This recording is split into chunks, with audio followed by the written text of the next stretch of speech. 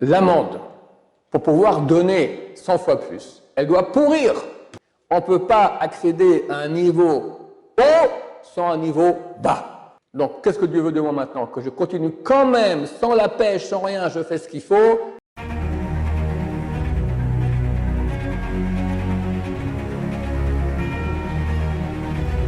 Ce show dédié pour la Refouachema de David Bendaya, un pauvre juif qui s'est fait agresser à Strasbourg ce dimanche, et pour la Refouachema de Julia Mazal Babdila.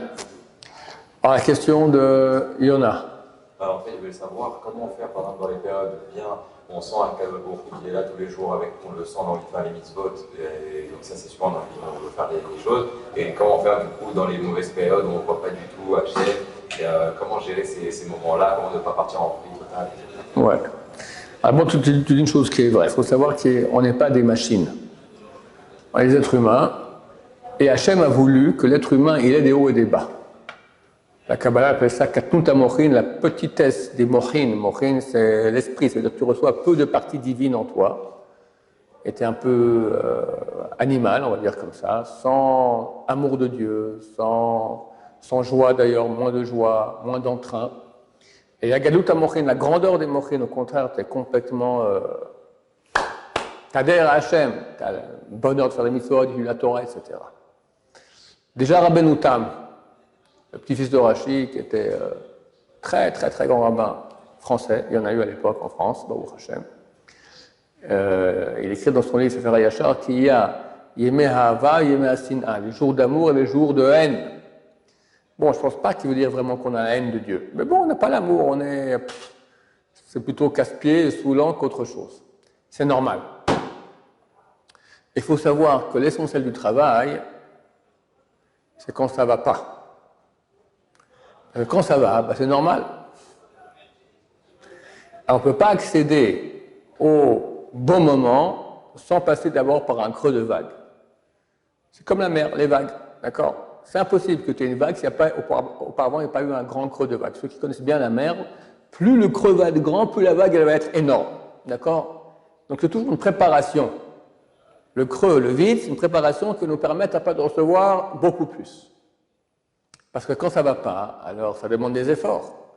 Et l'effort, c'est lui qui produit après le fait que le flux descende du ciel.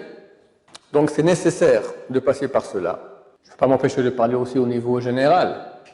Il est écrit qu'avant que Mashiach vienne, il y aura des souffrances terribles. Terribles.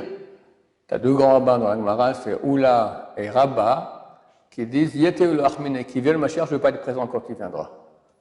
Tellement les souffrances qui vont précéder le Mashiach vont être terribles.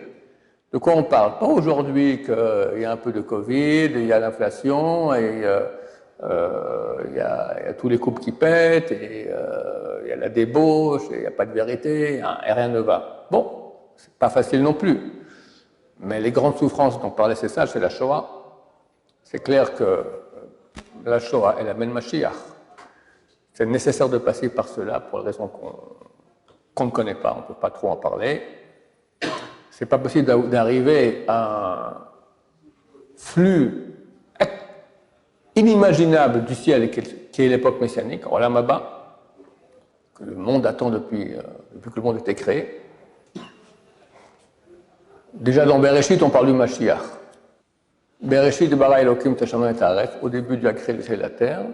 Ruach Elokim achvet apnei hamayim, et le souffle de Dieu planait sur la surface des eaux. Chazal, on dit, le souffle de Dieu, c'est le nom du Mashiach.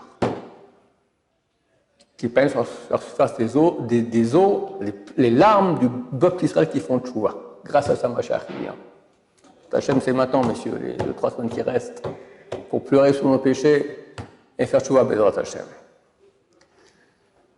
Donc c'est comme ça que Dieu a créé le monde. On ne peut pas accéder à un niveau sans effort, sans souffrance. Comme le Maharal de Prague l'explique. Rien de plus extraordinaire que quand tu prends, il y a quelques années, hélas, un de nos élèves ici, sa femme est décédée de la seule maladie avec 4 ou 5 enfants. Et c'est terrible, d'accord? Et on a été à la Shiva, et un enfant de 5 ans, il me pose la question, est-ce que vraiment ma mère, elle pourra ressusciter? Alors, sur la table, là, pour les invités, il y avait des fruits secs, il y avait une amande. Regarde cette amande, elle est vivante ou elle est morte? Elle est morte.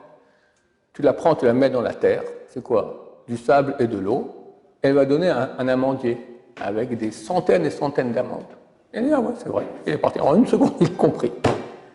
C'est miraculeux, c'est extraordinaire. Mais pour que ça marche, pour qu'on ait un amandier maintenant avec des centaines d'amandes délicieuses, on prend l'amande, on avait une amande, on la met dans la terre et elle pourrit. La Gemara, vous savez qu'il y a 6 ordres de la Mishnah. Il y a un verset, Emunat, Etecha, etc. Elle donne un nom à chacun des ordres. Le premier s'appelle Zraïm, c'est ce qui a à voir avec la terre. Ça correspond à la Emuna, la foi. Pourquoi le rapport? Où est le rapport entre la terre et la Emuna? Parce qu'un paysan, forcément, il doit avoir la Emuna. Lui, il a maintenant des graines. Et c'est tout ce qu'il a. Alors, ou il les mange, et puis après, Dieu ait pitié de lui, ou bien il les plante. Mais alors là, il est embêté, d'accord, parce qu'il n'a plus rien. Mais il a la Emouna, il a la foi que dans quelques mois, ça va donner 100 fois plus. Donc, l'amande, pour pouvoir donner 100 fois plus, elle doit pourrir. C'est écrit que le jour vient quand? L'aube, au moment où la nuit c'est le plus noir. Mashiach vient auparavant, c'est obligatoire de passer par les souffrances les pires. Il n'y a pas eu pire que la Shoah. Il n'y a pas eu pire. Le Ramban Nachmanide, au Moyen-Âge, il parle des souffrances du peuple d'Israël avec les Romains. Il disait que les Romains prenaient des boules c'est le Midrash qui dit ça, des boules de métal comme ça, qui chauffaient à fond et les mettaient sous leurs aisselles. Des souffrances terribles qu'ont fait les Romains aux Juifs. Mais entre nous, par rapport aux nazis, c'est de la gnognotte. Qu'est-ce que les nazis ont fait? Mais l'histoire de chacun pendant la Shoah, c'est pire que... c'est inimaginable. Mais, s'il y a une souffrance, il y a un creux de vague, on sait qu'après, il y a quelque chose d'extraordinaire. Dans le livre de Daniel, qui parle essentiellement de la Géoula, à la fin du dernier chapitre, c'est le 12e chapitre, au début, il dit, il y aura un malheur qui arrivera au peuple d'Israël comme il n'y aura jamais eu de toute l'histoire. Et là, tout le processus va se mettre en marche pour la Géoula. C'est évidemment que c'est la Shoah. Il écrit qu'il y a 3 choses qui s'acquièrent avec souffrance. Olam Haba, la Torah et la terre d'Israël. Pourquoi souffrance? On ne peut pas accéder à un niveau haut sans un niveau bas. C'est comme ça que Dieu a créé le monde. C'est comme ça que... ça a été comment commence le monde? La terre était tohu bohu. Pourquoi créons-nous pas un truc extraordinaire? Non, ça passe d'abord, ça pourrit. On va dans le mal et après, de cela sort le bien. C'est au niveau général et bien sûr au niveau particulier. Quand on sent maintenant que ça va moins bien, il y a 2 solutions. Soit c'est la dégringolade totale, c'est exactement pas le but de la manœuvre, soit on va tenir, on va rétrograder. Tu roules à 160 avec ta Ferrari, tu as maintenant un tournant super serré, c'est marqué de haut panneau, attention en hébreu à être ralenti, 50, il faut rouler à 50, et ben si tu prends ton tournant à 160 en 6e vitesse, une Ferrari à 6 vitesses, d'accord, tu pars dans le décor. Donc ça va rétrograder, tac, tac, tac, tu passes en 2e. Et tu négocies le tournant comme il faut bien. Il faut négocier avec soi-même, savoir, ok, maintenant je suis pas, ça va pas, qu'est-ce que je fais? Je serais comme les jours où je joue la pêche, je fais 12 heures de Torah par jour, chaque prière pendant une demi-heure et tout ça. Non, je fais le minimum pour pas tomber. Le Baal Shem Tov donne l'exemple suivant. Quelqu'un maintenant qui pousse une charrette au haut d'une montagne, il pousse, il pousse, il pousse. Bon, après maintenant, il souffle un peu. Qu'est-ce qui se passe? Tric, la charrette, elle baisse un peu. Ça va, c'est légitime. Mais des fois, tric, elle repart jusqu'en bas. Et ça, il faut tout refaire dans l'autre sens. C'est que ça le danger. Donc, savoir que c'est normal. Comment faire? Sans envie, sans sentiment, mais rationnellement, mettre en place une stratégie de fonctionnement quand ça ne va pas.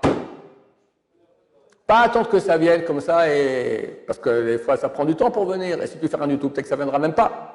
Savoir que c'est normal. Donc, qu'est-ce que Dieu veut de moi maintenant? Que je continue quand même, sans la pêche, sans rien, je fais ce qu'il faut, le minimum. Ça dépend, chacun doit savoir où il en est exactement. Et comme ça, au bout d'un moment, la pêche, elle revient, et on remonte encore plus haut. Baruch Adonai, Olam, Amen, Amen.